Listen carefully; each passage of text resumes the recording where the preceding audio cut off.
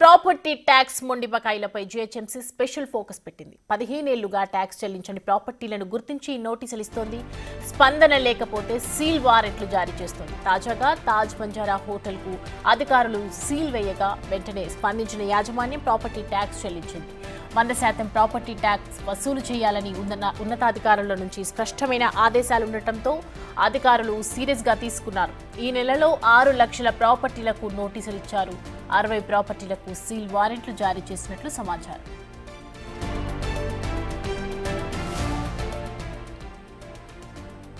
పదిహేనేళ్లుగా జీహెచ్ఎంసీకి property tax కింద 11,668 కోట్లు రావాల్సి ఉంది. ఇందులో 4,000 రాష్ట్ర ప్రభుత్వ ఆస్తుల నుంచి 5,000 కోట్లు, కేంద్ర ప్రభుత్వానికి చెందిన 600 ఆస్తుల నుంచి 500 కోట్లు ఉన్నాయి. ఏటా బకాయిలు పెరగడంతో ఉన్నతాధికారులు ట్యాక్స్ బకాయిదారులపై ఫోకస్ పెట్టారు. ట్యాక్స్ కలెక్షన్ కోసం రెవెన్యూ రికవరీ యాక్ట్ సెక్షన్ 269(2) ప్రకారం నోటీసులు జారీ చేస్తున్నారు.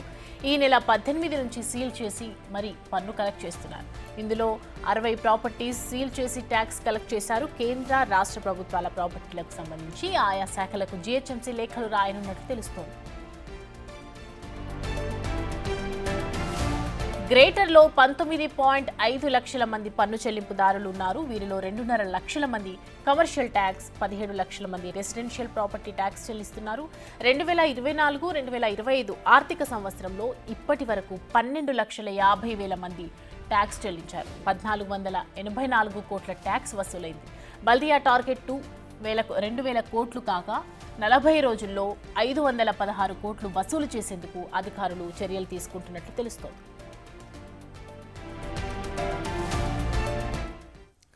ఈ అంశానికి సంబంధించి పూర్తి డీటెయిల్స్ అందించడానికి మా ప్రతినిధి శ్రావణ్ జాయిన్ అవుతున్నారు లైవ్ లో. శ్రావణ్,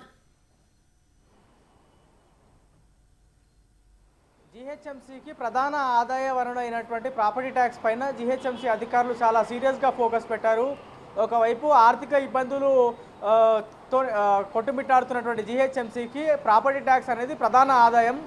ప్రతి నెల జీతాలు చెల్లించాలన్నా, మెయింటెనెన్స్ కోసం డబ్బులు తీయాలన్నా ప్రాపర్టీ ట్యాక్స్ వసూలు చేస్తేనే అది సాధ్యం అవుతుంది. దీంతో ఇప్పుడు ఫైనాన్షియల్ ఇయర్ ఎండింగ్కి వస్తున్నాం కాబట్టి ప్రాపర్టీ ట్యాక్స్ పైన చాలా సీరియస్గా వ్యవహరించాలని జీహెచ్ఎంసీ కమిషనర్ ఆదేశాలు జారీ చేశారు.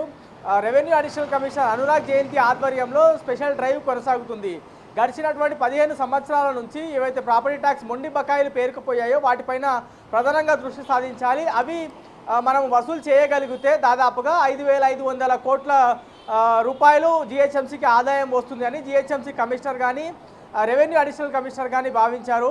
ఒకసారి ప్రాపర్టీ ట్యాక్స్కి సంబంధించినటువంటి టార్గెట్ ఏ విధంగా ఉంది గమనిస్తే, గత ఏడాది అంటే లాస్ట్ ఇయర్ 1960 కోట్ల రూపాయలు వసూలు అవుతే ఈ ఫైనాన్షియల్ ఇయర్ అంటే 2024-25కి 2,000 కోట్ల వసూలు చేయాలని అధికారులు టార్గెట్గా పెట్టుకున్నారు. కానీ ఇప్పటివరకు వసూలైంది కేవలం 1,484 కోట్లు మాత్రమే.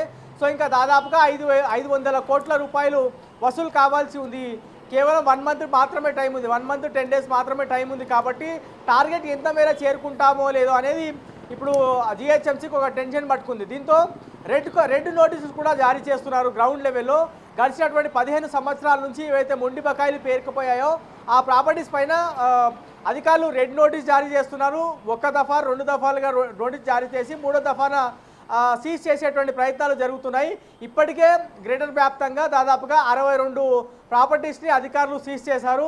అందులో సీజ్ చేసిన తర్వాత దాదాపుగా 2 కోట్ల రూపాయలు వసూలైనట్లు అధికారులు చెప్తున్నారు. నిన్న కూడా మనం క్లియర్గా గమనిస్తే బంజారా గ్రూప్ ఆఫ్ హోటల్స్కి సంబంధించిన హోటల్ని సీజ్ చేశారు. అది ఒకసారి సీజ్ చేసిన తర్వాత దాని నుంచి ప్రాపర్టీ ట్యాక్స్ వసూలైంది. ఒకసారి మనం చూస్తున్నాం కదా, ఇక ఇదే హోటల్ నిన్న బంజారా గ్రూప్ ఆఫ్ హోటల్స్కి సంబంధించి ఈ హోటల్కి నిన్న అధికారులు సీజ్ చేసి ఉన్నటువంటి గుర్తు ఉండే, ఇవాళ అది పూర్తిగా రిమూవ్ చేశారు. ప్రస్తుతం హోటల్ కూడా ఓపెన్ ఉంది. మనం ఒకసారి ఇది ఓపెన్ చూస్తే గేట్ ఓపెన్ అయ్యేటువంటి పరిస్థితి ఉంది. సో ఈ హోటల్ ప్రాపర్టీ ట్యాక్స్ 50% మేర చెల్లించారు కాబట్టి ఈ హోటల్ సీజ్ చేసిన హోటల్ని మళ్ళీ అధికారులు రిలీజ్ చేశారు. ఈ హోటల్కి సంబంధించిన మరమ్మతులు ఇప్పుడు లోపల జరుగుతున్నాయి. సెక్యూరిటీ గార్డు కూడా ఇంకా లోపలే ఉన్నారు. ఈ హోటల్ నిన్న సాయంత్రం ఓపెన్ చేసినట్టుగా అధికారులు మనకి చెప్తా ఉన్నారు. సో ఈ విధంగా బకాయిలు పెండింగ్ ఉన్న వాళ్ళ ప్రాపర్టీ సీజ్ చేస్తే ఆదాయము క్లియర్ అవుతుంది అనేది జీహెచ్ఎంసీ అధికారులు ఒక క్లియర్ కట్ ఇన్స్ట్రక్షన్స్తో ముందుకు వెళ్తున్నటువంటి పరిస్థితి ఉన్నది.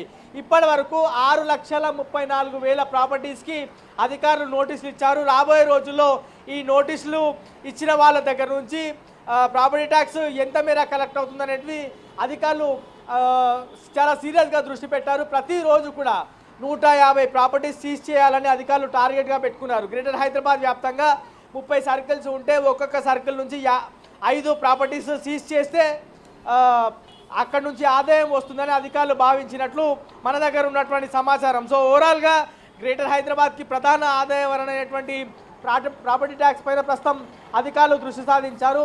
ఈ మొత్తము జిహెచ్ఎంసీకి రావాల్సినటువంటి 5,500 కోట్ల మొండి బకాయిల్లో రాష్ట్ర ప్రభుత్వం నుంచి కేంద్ర ప్రభుత్వం ప్రాపర్టీస్ కూడా ఉన్నాయని చెప్పుకోవచ్చు. సో రాష్ట్ర ప్రభుత్వంతో పాటు కేంద్ర ప్రభుత్వంకి సంబంధించినటువంటి ప్రాపర్టీస్ పైన కూడా ఆదాయం ఎంత మేర ఈ జిహెచ్ఎంసీ అధికారులు అనుకున్న విధంగా వస్తుంది అనేది మనం ప్రధానంగా చూడాల్సినటువంటి అవసరం ఉంది.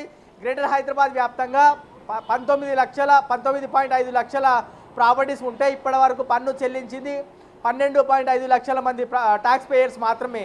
సో ఇంకా దాదాపుగా 7 లక్షల ట్యాక్స్ పేయర్స్ ట్యాక్స్ పే చేయాల్సి ఉంది. మరి వాళ్ళు పే చేస్తే మొండి బకాయిలు కొంతమేర అయినా జిహెచ్ఎంసీకి వస్తే జిహెచ్ఎంసీ అధికారులు భావించినట్టుగా కొంత ఆదాయము జిహెచ్ఎంసీకి వస్తుంది. మౌలిక సదుపాయాల కోసం, హైదరాబాద్ డెవలప్మెంట్ కోసం, ఇతర డెవలప్మెంట్ కార్యక్రమాల కోసం జిహెచ్ఎంసీ ఉపయోగించడానికి వెసులుబాటు ఉంటుందని చెప్పుకోవచ్చు. సో ప్రధానంగా ఖైరతాబాద్లోనే అత్యధికంగా ప్రాపర్టీ ట్యాక్స్ మొండి బకాయిలు ఉన్నట్టు అధికారులు చెప్తా ఉన్నారు. దానిపైన ఏ విధంగా స్పెషల్ డ్రైవ్ రాబోయే రోజుల్లో సత్ఫలితాలు ఇస్తుంది అనేది మనము రాబోయే 1 మంత్లో మనకు క్లారిటీ వచ్చేటువంటి అవకాశం ఉంటుంది. Right సామన్, thank you.